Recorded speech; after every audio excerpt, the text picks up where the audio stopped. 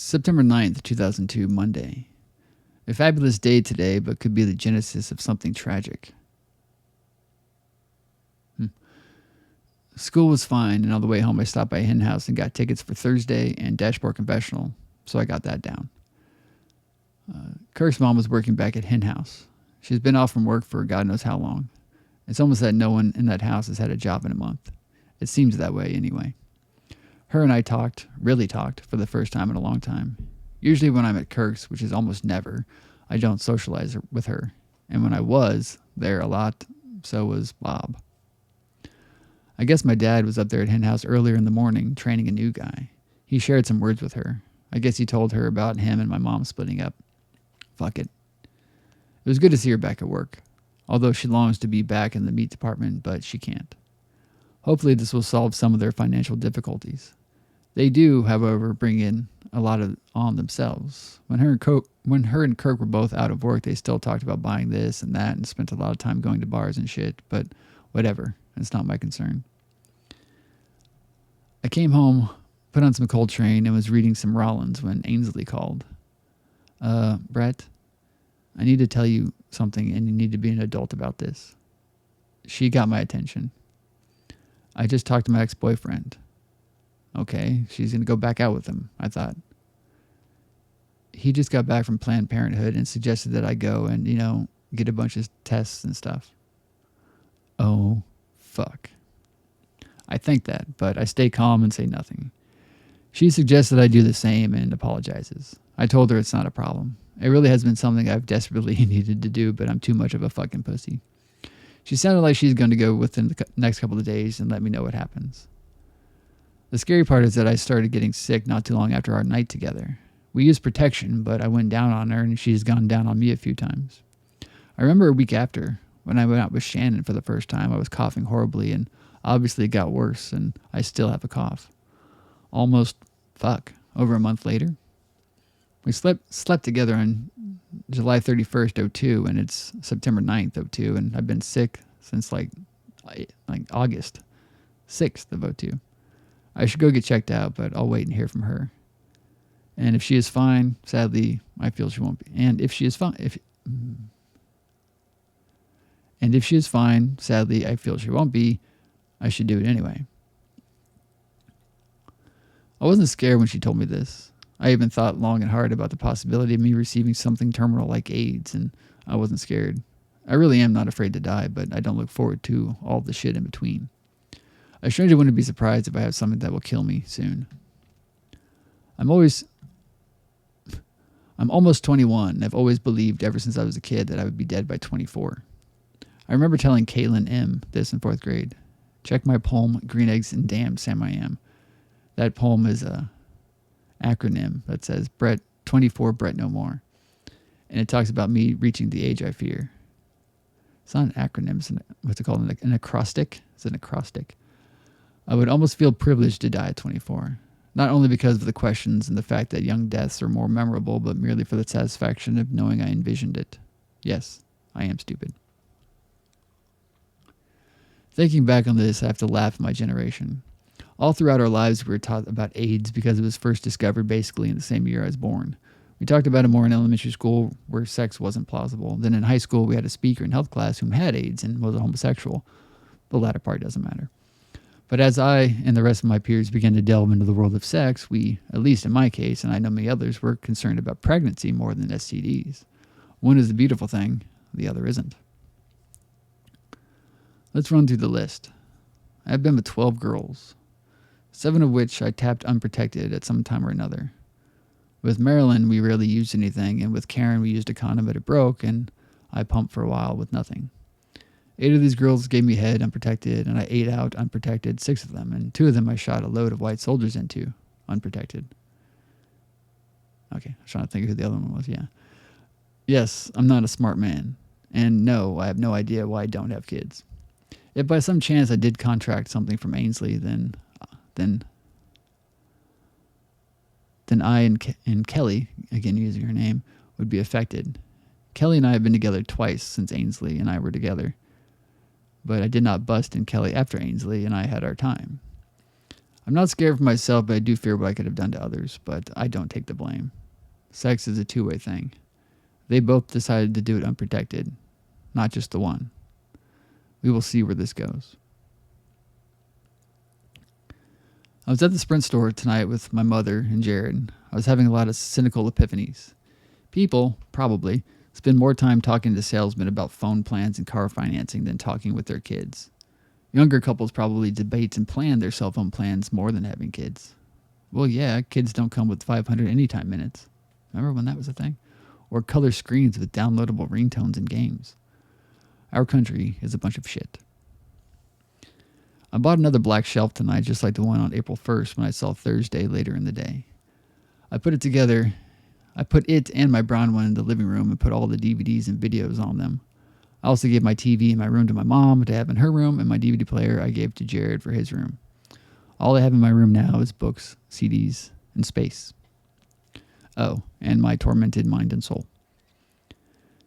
In the mail today, I received The Books of My Life by Colin Wilson and The Undefended Self by Susan Thesinga, I don't know. My philosophy teacher mentioned it. Whenever he mentions a book, I make a note of it. I'm debating on whether to keep Colin Wilson's book or give it to Tim for his birthday on the 30th. If I give it to him, I'll still ask to read it. I won't have time to start and finish it before then. I feel good being alone in my room, especially now that I won't be compelled to watch the same films over and over again. I just have great writing and great music. I'm closer to completely receding into myself and trying to build my wall to block out a lot of the bullshit of the world. It's funny. I traded shifts with Eric yesterday so I could watch Adult Swim on Cartoon Network, which I've not seen in a month. And guess what I forgot to watch? Yeah. No more TV in my room. Not that I even watched much TV. I even got rid of the cable for cable. Fuck that. It's all bullshit shows that exploit teen sex, homosexuality, and race. TV is sickening. If everyone is so clean and conservative, how come I saw a girl thrown out of a window, land on some steps, and ever had her head crack open and blood cover the steps, and they stay on that shot for a minute? Then you watch Spend City and see a homosexual black man. We have to appeal to everyone now. I bet all the Jesus-loving Christians love a homosexual black man. Oh, but it's okay because it's on a funny show where they exaggerate and exploit the stereotype. You been to San Francisco? Huh? Have you seen the birdcage? Huh? There are homosexual people in the world. Get over it. Don't take what they've struggled to attain as far as the lifestyle goes and use it for laughs. It is so disgusting. People do like people of the same sex. Who gives a fuck? It just leaves more chicks for a womanizing asshole like me. 1:45 a.m. Tuesday. I just want to write a little bit about how my mind works sometimes. I feel inside that the first time I play the lottery, I will play my ritualistic numbers and win an amount that fits my superstitions. For example, 68 million. I truly feel that the first time I play, I will win. But do I play? No. Why? Because of the fear that I am wrong. I used to relate it to my outlook on getting tested. In my fucked up egotistical mind, I imagined going in and getting tested and come to find out that I had AIDS. The key phrase being had. In my head, I dream that my body will harbor some sort of medical breakthrough like the cure for AIDS. So in a way, the reason I always put off being tested is the fear of being wrong. I truly have thought of both of those things for years. AIDS and the lottery. Sounds like the title of a punk song. I'm trying to finish Rollins' Smile, You're Traveling, as Robert Smith sings to me and The Cure plays. Disintegration is such a fucking great album. After this, I'm going to put on some Joy Division. I feel strange as I write. My mind is so muddied but clear. I don't feel pressure or any weight pressing on my head or heart. I feel drunk. I can just stay on the same thing for a minute and not feel the presence of time. I think it's the cough syrup I drank. That and Mountain Dew. So good together. My body is so calm and at ease. My back hurts from sitting up to write, but I feel great. It's one of those moments where I don't think I could get bored even staring at the wall. But I'm not going to do that. Back to Henry's words and The Cure's blessed melodies. 3:20 a.m. Tuesday. Still awake and reading Rollins. Only 10 or so more pages to go. My head is feeling cramped and my heart is racing. The constriction in my chest is back. It doesn't feel as bad as it did. It's now more like having a book on your chest. It used to feel as if someone shoved a garden weasel in my ribcage and was spinning it like a fucking foosball game. But I guess after time, giving up hope on a man you have loved since 1988, you can learn to get over almost anything. Not that I think being in a band and making music is easy, but I think if I really steamed ahead and tried to form a band, it would be easiest for me if it was dark and rhythmic like Joy Division. Just a long poem read in a deep monotone voice with some eerie beats to back. Maybe I'm wrong. I probably am.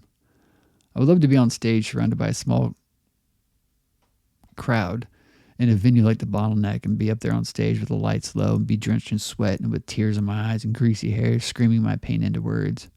I could get off to that like Alex DeLarge in A Clockwork Orange. And on that note, it's time for Substance by Joy Division. And to finish, Smile. You're traveling.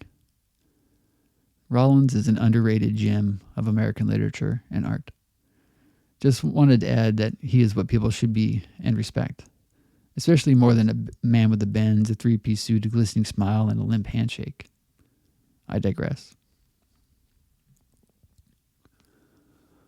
4 a.m., Tuesday. Just finished Smile. You're traveling. No one inspires me to do more with my life than old Henry. It was rather funny to read an entry of his from 10/14/1997. I turned 16 that day, failed my driver's test I took in Olathe, but went to Merriam and passed it there. While I was getting my license, Henry was in Japan, burning himself on stage. I realized something about my life a few minutes ago. What happens after you die is important. Not to you, and not because you're going to some type of hell, but simply what you leave behind. I've been sitting here listening to a man sing and dreaming about doing what he did. His words inspire me to do something I really want, and this man died before I was born. Ian Curtis hung himself probably around the time that I was being conceived, or not. He died in 1980, I believe. I had to have been conceived in early 1981, obviously January since my birthday is in October. I surround myself with dead men that influence me. Bruce Lee, whose flag once again adorns my wall, has always inspired me and meant a lot to me. He died in 1973. Brandon Lee is dead, but at least I have actual memories of him alive, like seeing him on short attention span theater back in the days of Comedy Central, before it turned to shit because of game shows like Win Benstein's Money and The Man Show.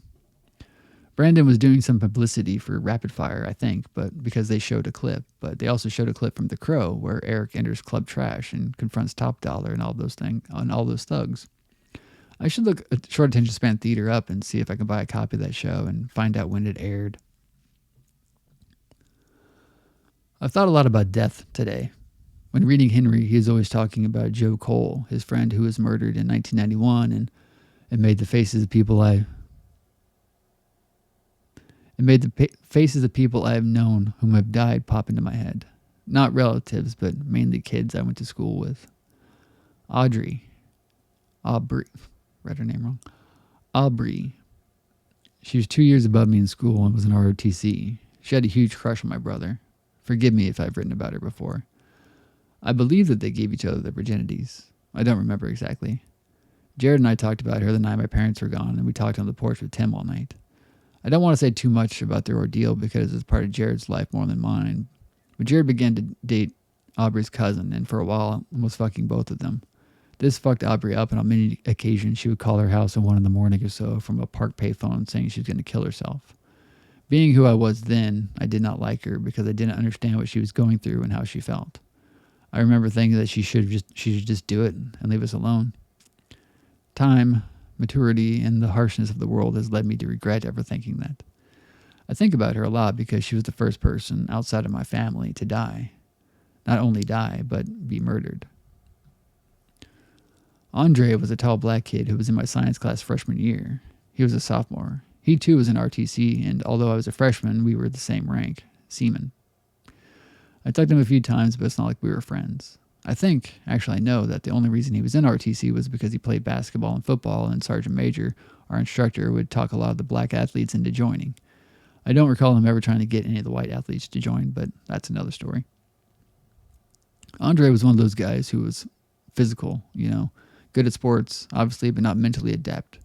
I assume he didn't do well in school because he didn't have to. As long as he got good enough grades to play, he was happy. And as long as the teachers fudged a few things to keep him playing and winning, then they were happy. I think that is a vicious cycle. Andre wasn't dumb, but he was handed an education so he could play sports. Our school system condescended to him and didn't challenge him. He could have been brilliant if everyone wasn't always pushing sports on him and handing him passing grades. Is this what our country is about?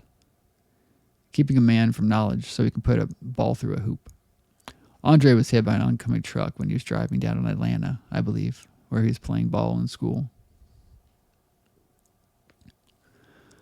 Hub was a punk rebel, short red hair and freckles, white beater shirt, black suspenders, black baggy pants, and boots that would put Russell Crowe and Romper Stomper to shame. This is one of those kids that even open-minded people like me don't like to be around. I didn't know the guy that well, but Tim and Derek were chummy with him. Just put on the Cure's Galore compilation. It was so upbeat and poppy it freaked me out. The Pornography album is on now. If I recall correctly, I think he was in my pre-engineering tech class or my auto shop class. Time has depleted these memories. He's one of those guys that has 100% of what some of us white males have 20% of. For example, during Ethnic Culture Week, I believe my senior year, we had tables set up on the bridge where students from other countries could show and talk about their culture. They did this before and after school and lunch periods, I think. There was India, Japan, Africa, and so on. Hub made a sign and put up a booth called White Pride. And of course, he got in trouble for being racist. He was tired of having to be sorry for being white and male. Surprisingly, all the white students I talked to about it were pissed. Pissed that he got in trouble. He was turning all those things that we think into a reality. Kind of like when, quote, an unnamed acquaintance, unquote, of mine put a bunch of white pride flyers in all the gym lockers. More people were turned on by this than were offended. I remember sitting in the hallway and hearing this guy Cameron and another dude debate about it.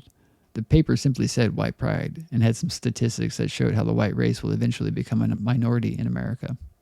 Oh well. Luke did it. Haha. That's not funny. Hub was also big for a few seconds when there were rumors that the, quote, skinheads were going to bring guns and knives to school and start shit with the kids from New Africa. New Africa, sadly, is what a few of us deemed part of the bridge, where all the gangsta, Jay-Z wannabe, FUBU-wearing black kids hung out. The school was on alert and hardly anyone was allowed to leave their classes all day. Nothing happened, of course. Hub, years later, was attacked and stabbed and died of his wounds. I don't know the reasoning behind it. I'll have to look it up.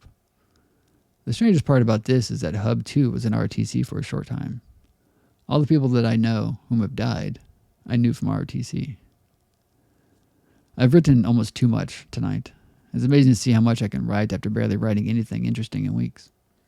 I guess this is the result of thinking about death and listening to The Cure and Joy Division.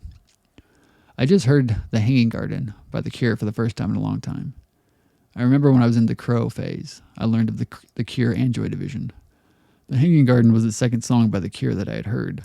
Burn from the Crow soundtrack was the first, but the lyrics to The Hanging Garden were in the comics of The Crow. That turned me on, so I bought that album just like I bought Joy Division's Substance. This was 5+ years ago, and just now do I enjoy the entire albums and not just a few tracks. I've been writing almost nonstop since the last time I told you. It's 4:55 a.m. now. I have to be at school in 3 hours, but I think I am past sleeping. Today I was driving home from work and saw Grant, a guy I've known since way back when. Before I hung out with Will, Kirk, and Tim, Grant was my best friend. This was like 1988, 89, or 90.